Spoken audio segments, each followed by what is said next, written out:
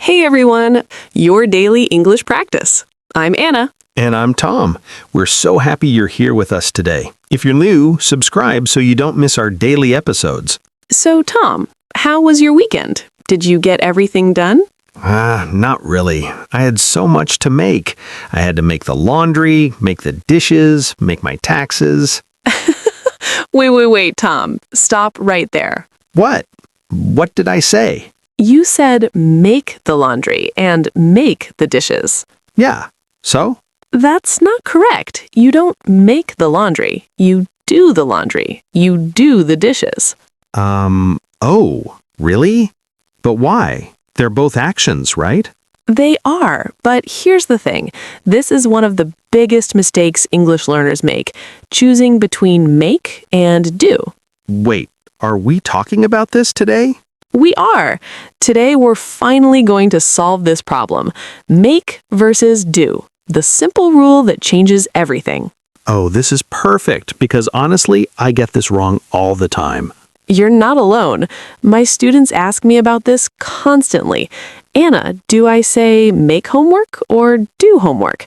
Do I make a shower or take a shower? It's confusing.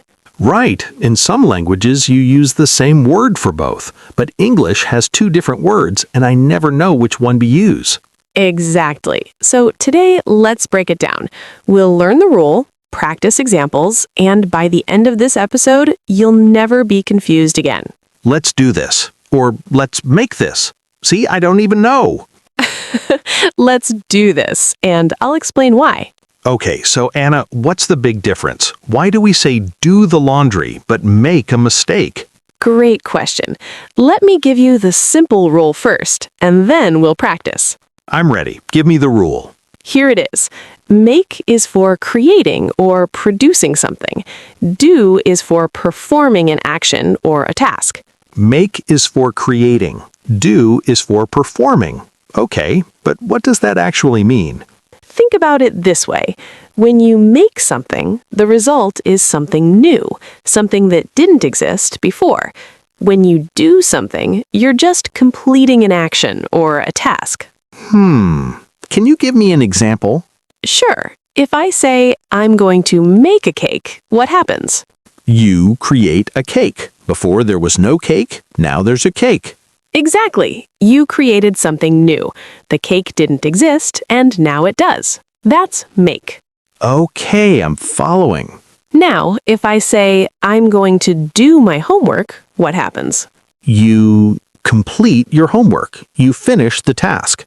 Right. Homework already exists. The teacher gave it to you. You're not creating it. You're just completing it. That's do. Oh, wow, that actually makes sense. Make create something new. Do complete something that already exists. You got it. That's the core difference. So when I do the laundry, I'm not creating laundry. The dirty clothes are already there. I'm just completing the task of washing them. Perfect. You're just performing the action. You're not making anything new. And when I make a mistake, I'm creating a mistake, something that wasn't there before. Yes. Unfortunately, you created it. A new mistake appeared in the world because of you. Thanks for that visual, Anna. But seriously, that's the key. Creation versus completion. Production versus performance. Okay, so let me test this. What about make a decision? I'm creating a decision, right? Before there was confusion. Now there's a decision. Perfect. You created something. A choice, a plan, that didn't exist before. So we say make a decision. What about do exercise? We say that, right? Actually, we usually say do exercises or workout. But yes, do exercise. You're performing the action. You're not creating exercise. Exercise already exists. You're just doing it. This is clicking. I feel like my brain is connecting the dots. Good. Now let me give you some really common phrases with make that you hear all the time. Let's hear them. Make a mistake. Make a decision. Make a choice. Make a plan, make an effort, make progress, make a difference, make money, make a phone call, make noise, make a mess. All of those create something new. Exactly. A mistake appears, a decision forms, progress happens, money comes into existence, a mess is created. What about make noise? How is that creating? Before it was quiet, then you make noise. The noise didn't exist, and now it does. You created sound. That's so literal. I love it. Now let me give you common phrases with do. Okay, I'm listening.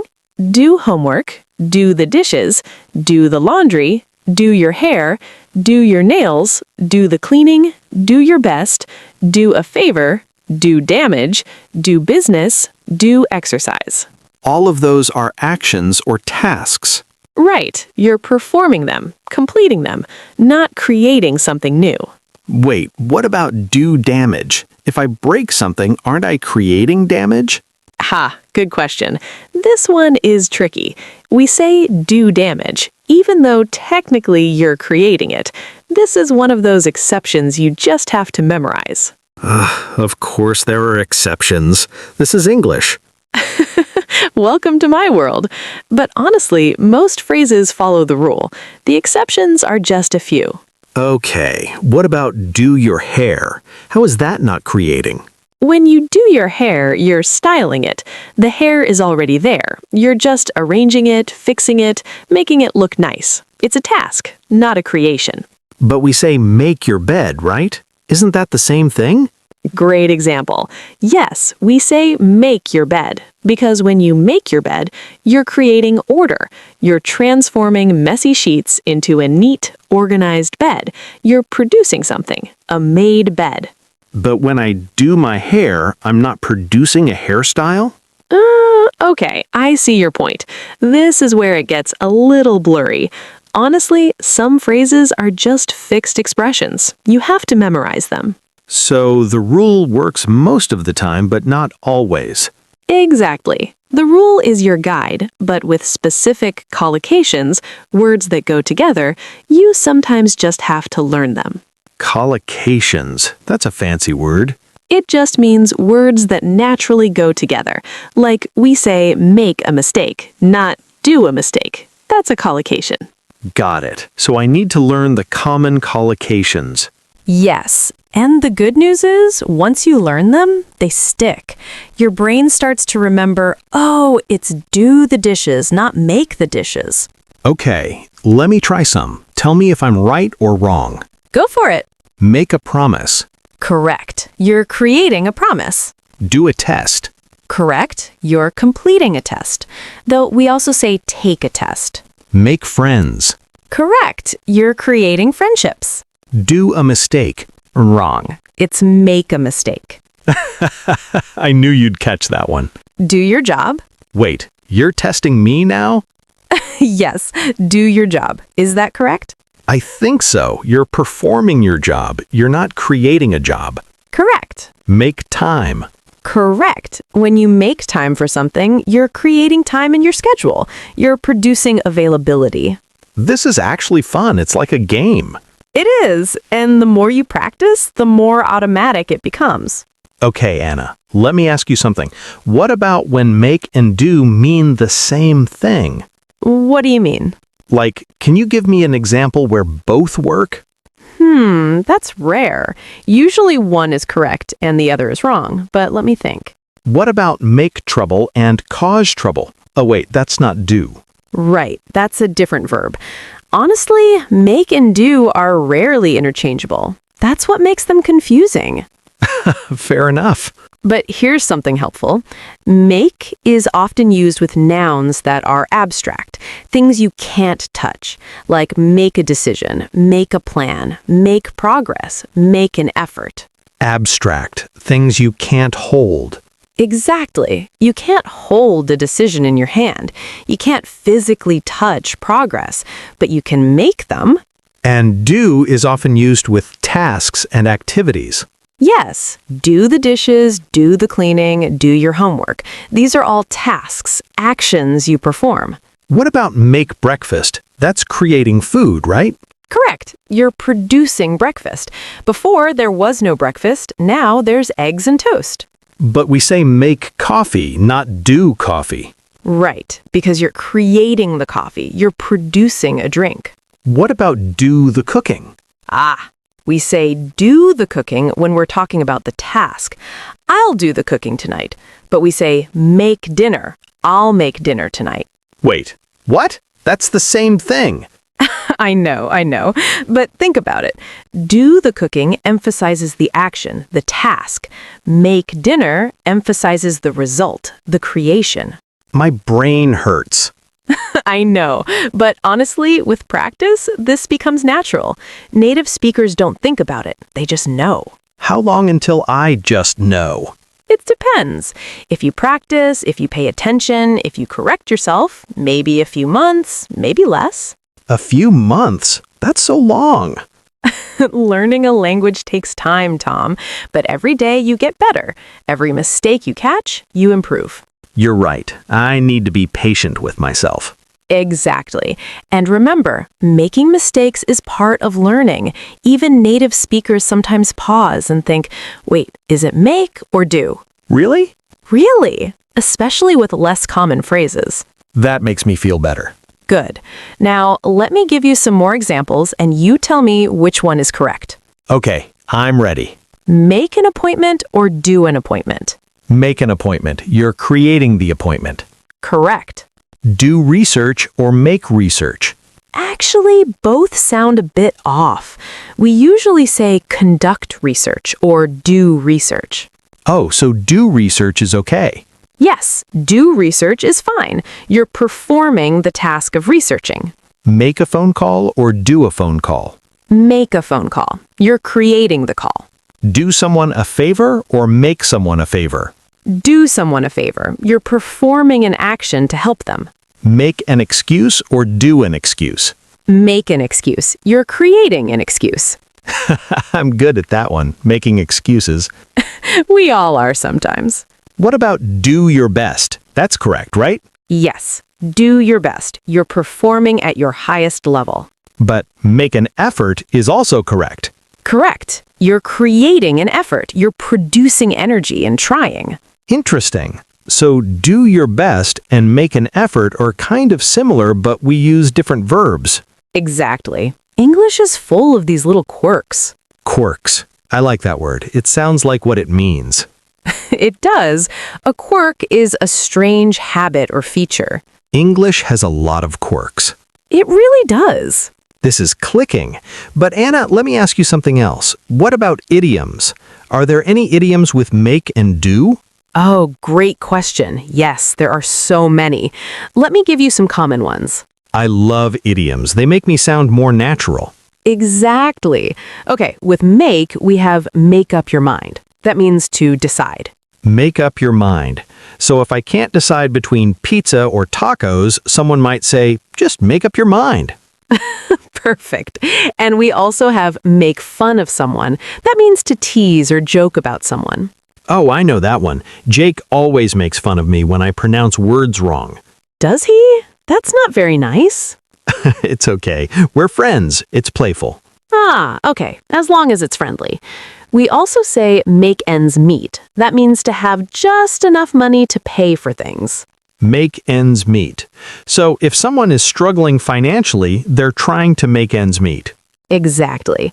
It's hard to make ends meet with rent so expensive. That's very real for a lot of people. It is. Another one, make a scene. That means to cause a public disturbance or drama. Like if someone yells in a restaurant. Yes. Please don't make a scene. Let's talk about this at home.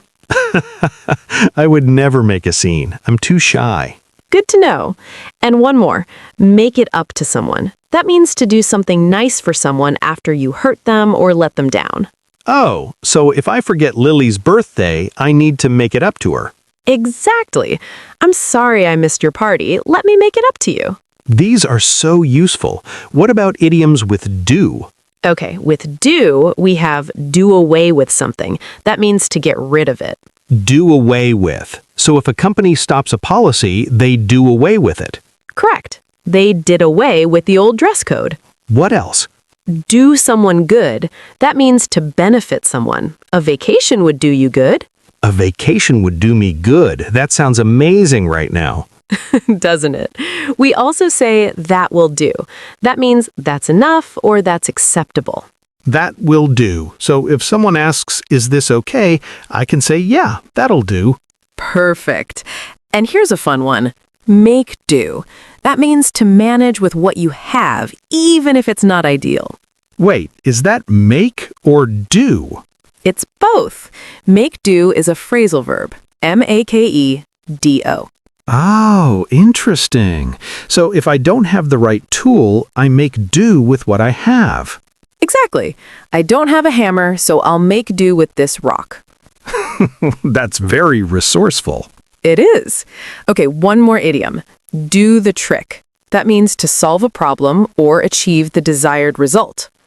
Do the trick. So if I'm tired and I drink coffee, the coffee does the trick. Perfect example. I was exhausted, but a strong coffee did the trick. I love that one. I'm going to use it. You should. These idioms will make you sound so much more natural. Okay, Anna, before we go to vocabulary, let me ask you one more thing. How do I practice this? Great question. First, pay attention when you hear native speakers. Notice when they say make and when they say do. Okay, so listen more. Yes. Second, when you're not sure, ask yourself, am I creating something new or am I completing a task?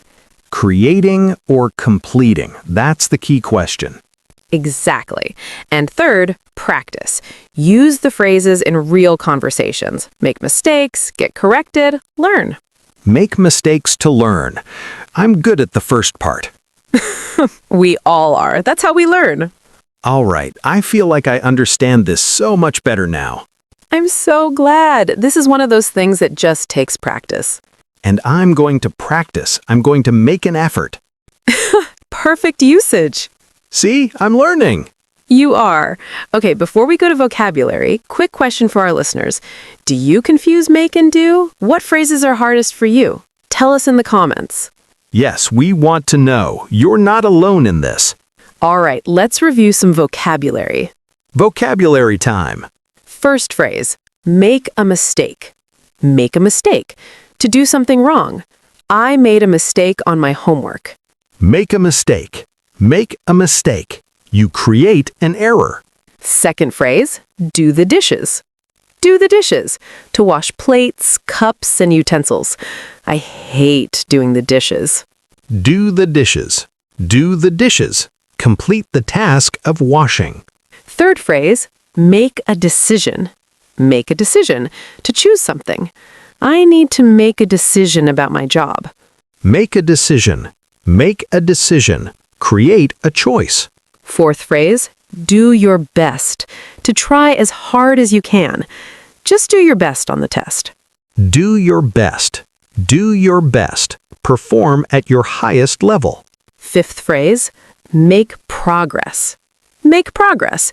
To improve or move forward. I'm making progress with my English. Make progress. Make progress. Create improvement. Sixth phrase, do homework. Do homework. To complete school assignments. I need to do my homework tonight. Do homework. Do homework. Complete your assignments. Fifth phrase, make an effort. Make an effort. To try hard. He's really making an effort to learn. Make an effort. Make an effort. Create trying energy. Eighth phrase, do someone a favor. Do someone a favor. To help someone. Can you do me a favor? Do someone a favor. Perform a helpful action. Ninth phrase, make a difference. Make a difference. To have an impact or effect. Your support makes a difference. Make a difference. Make a difference. Create an impact. And finally, do the laundry. Do the laundry. To wash clothes. I do the laundry every Sunday. Do the laundry. Do the laundry. Complete the task of washing clothes. And there you have it. 10 essential phrases with make and do. These are so useful. I'm going to practice them every day. That's the spirit. All right, that was a great lesson about make and do. It really was. Remember, the key is make for creating, do for completing, and when in doubt, look it up or ask. Now, a question for you. Tell us in the comments, what's the hardest make or do phrase for you to remember? We want to help. We love reading your answers. If you enjoyed this episode, please like, subscribe, and share with a friend who needs this lesson. We'll see you tomorrow with another easy conversation. Bye, everyone. Bye.